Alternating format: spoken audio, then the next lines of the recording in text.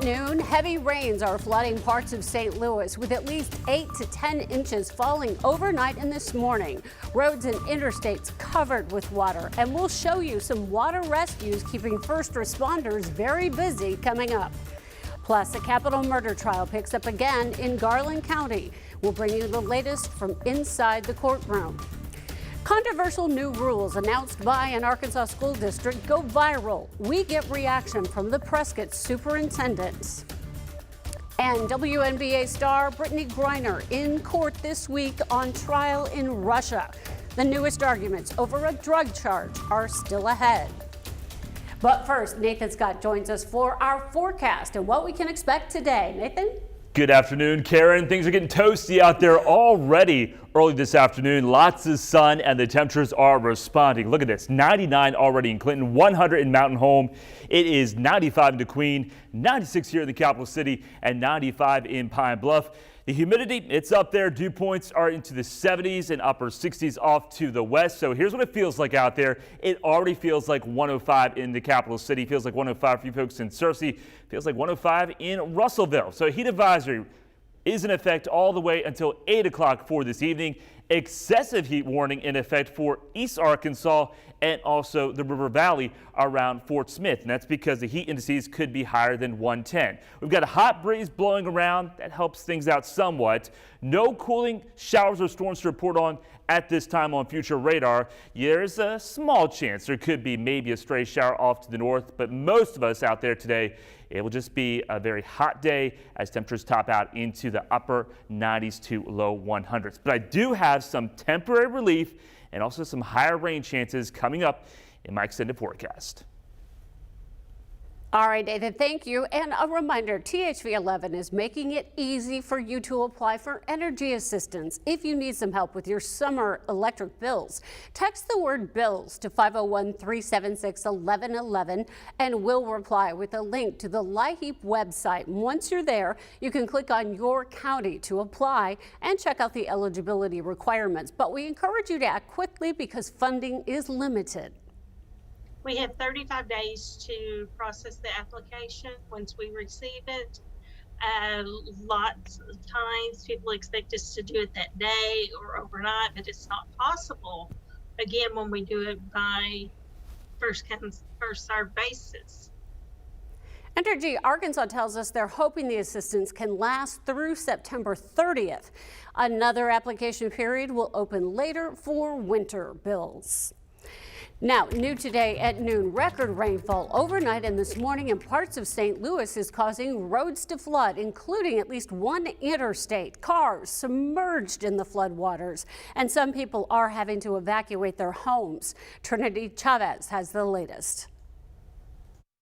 Evacuees waded through waist-deep floodwaters with their pets, while others hitched a ride with rescue crews in St. Peters, Missouri. I'd say we've run at least several dozen water rescue calls just in Central County Fire Rescue District.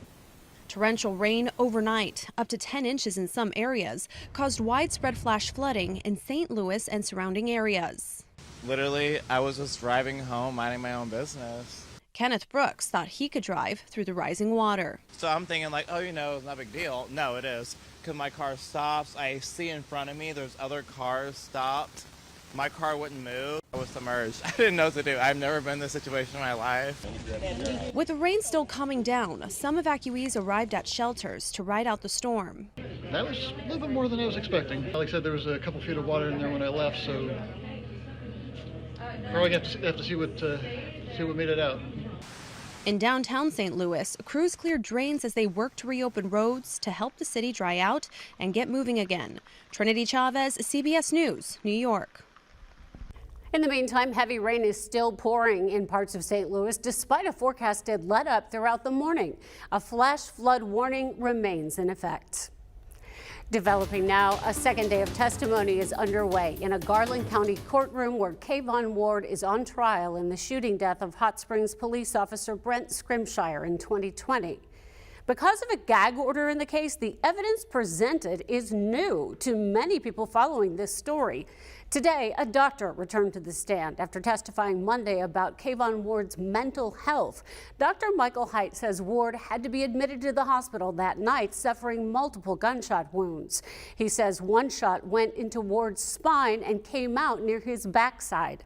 Dr. Haidt testified that because of Ward's acute injuries, he was not able to perform a mental health exam at the time. THV 11 has a crew at the courthouse and will bring you the newest developments tonight at 5 and 6. It is now after 8 o'clock at night in Russia, about 8:05, where WNBA basketball star Brittany Griner is standing trial this week for having vape cartridges containing cannabis oil in her luggage as she was returning to the U.S. Griner's defense team argues the standout player used medical cannabis to reduce pain from her basketball injuries.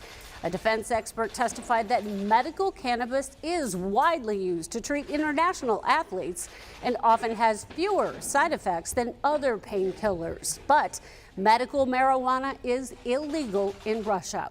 Griner faces up to 10 years in prison after her arrest at the airport in February. THV 11 is your election central. Early voting gets underway a week from today for a special election in Pulaski County. There are 2 separate taxes up for a vote, one for Little Rock and one for North Little Rock. A special election will be held 2 weeks from today on August 9th.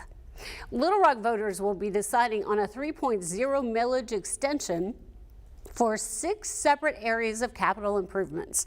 Those are streets, drainage, fire apparatus, parks, district court facilities, and port industrial parks.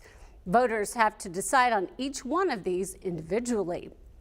Over the river in North Little Rock, voters will be deciding whether to continue a half-cent sales tax for capital improvements. Pulaski County Clerk Terry Hollingsworth encourages everyone to show up and vote. That's the way that the city officials and county officials know what your choice is as it relates to these taxes. Early voting begins next Tuesday again, and the election day will be the following Tuesday. That's August 9th, and we have plenty of details on the 8 early voting locations for you on THV11.com. Restrictions for students in the Prescott School District are being met with backlash online. THV 11's Sarah Horbakowitz sat down with the district superintendent to clarify the policies announced Monday and compares them with those of other schools. These 2 things here are very much impacting the education of children. In a school district of about 900 people, nearly 40,000 from all over the country chimed in on Prescott's new policies, most in opposition, calling them prison-like. Others saying they would simply ignore it due to safety concerns after Uvalde's tragedy earlier this year. A response Prescott Superintendent Poole never expected. I have no idea why ours is all of a sudden, the ones they picked to choose to run with. The new cell phone policy outlined on the school's Facebook page says phones will be banned from campus completely, requiring parents to pick up devices and pay a $10 fine each time a student is caught breaking the rule. If a lot of parents knew what kids were using their cell phones for, they'd probably take them and throw them in the trash immediately. As far as emergency situations, Poole says the phones could do more harm than good. If you're in a situation and you're going to contact your parents, what's the first thing the parents want to do? They're going to want to come to school, and they're going to cause a lot of chaos. And you're going to have a lot of parents who have guns that are going to come to school. New guidance, as written, also restricts bathroom use, punishing students with a tardy for any missed class time. But Poole says that's not the intention. We had so many kids that would say, hey, I need to go to the bathroom, and they'd be gone for 30 minutes, miss class time. We had to have something in place to prevent that from happening. We have never, and we will never, ever prevent a kid from going to the bathroom. According to Poole, this policy actually isn't unique to Prescott. They're just the ones getting the heat. Other school districts are doing the exact same things we're doing, in much larger school districts. And while outrage poured in online, some parents actually in Prescott support the measures. They do not need those cell phones, and they need to follow Poole rules. We spoke with parents at districts with similar policies who say they aren't seeing many issues with it, but are cautious of future implications.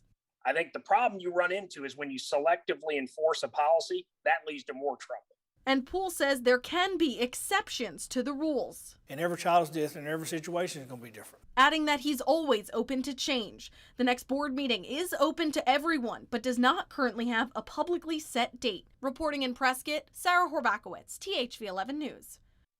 Because the initial post saw such widespread attention, Prescott officials say they're now working to report some fake pages created in their name, spreading misinformation.